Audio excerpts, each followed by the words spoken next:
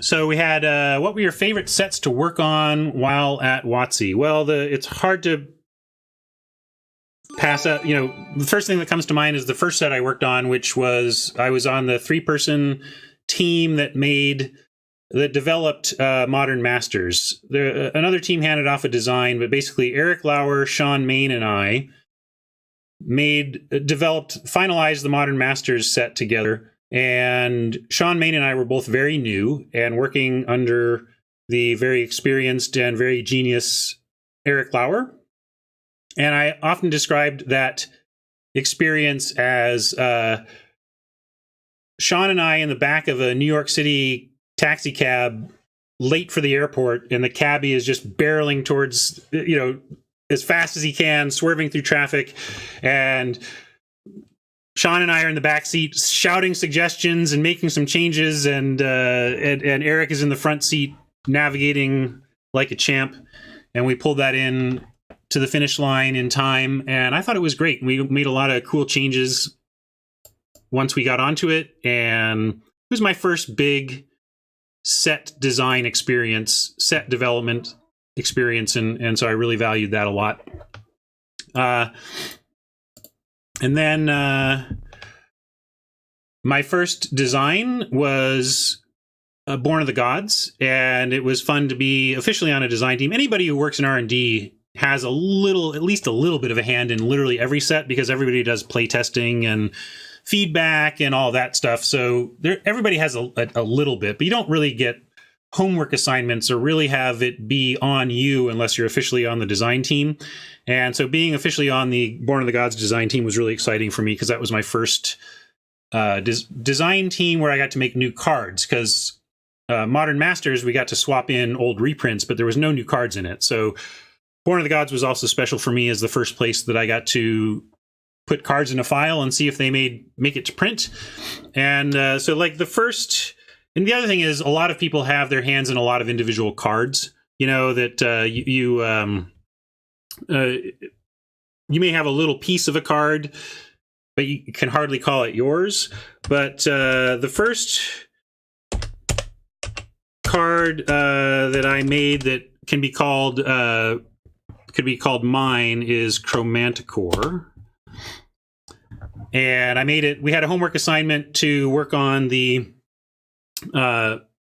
bestow mechanic, although at the time it was called something else. Anyway, it was imbue, I think, or something like that. So we were working on the imbue mechanic at the time, and our set lead was Ken Nagel, and he wanted a mythic imbue creature, and I immediately went to kind of Wooburg with that, like what would a Wooburg imbue creature look like.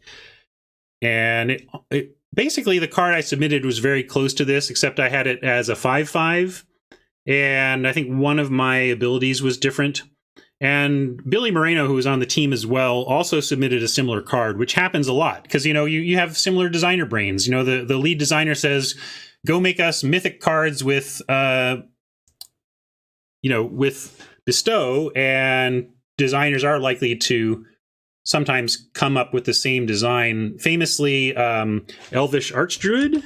Let me bring that up. Elvish Archdruid was submitted exactly as printed by two different people on the same design team. So, like, again, the lead designer gives some homework. We need a new elf lord, and two designers independently came up with this exact creature. Nah, probably not the same name.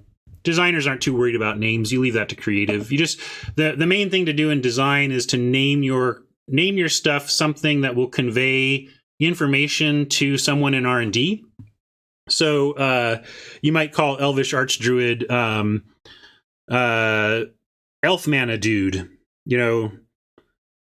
Elf Lord, Elf Mana Lord, something that conveys it so that the person in R&D has some idea of what they might be seeing on the card before their eyes even get to the rules text. Those are. Then I ended up another card I'm proud of. I was on the Arena team by this point, but R&D wanted designers from Arena to be coming back onto design teams in R&D, so that pipeline, that communication channel between digital and R&D would still be open, and especially the channel between Arena and R&D, which was still being forged at that point, would stay open and be strong.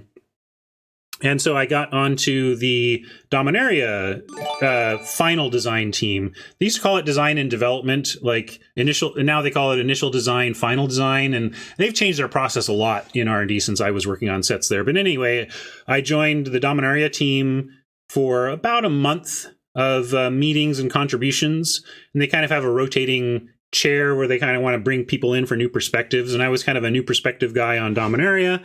And that is where I submitted this card. And this is probably my favorite card that I've designed, actually. It's really fun to have a saga that's my unique head-to-print design. And to have it on a saga, which is kind of a really cool card type. And it looks really neat.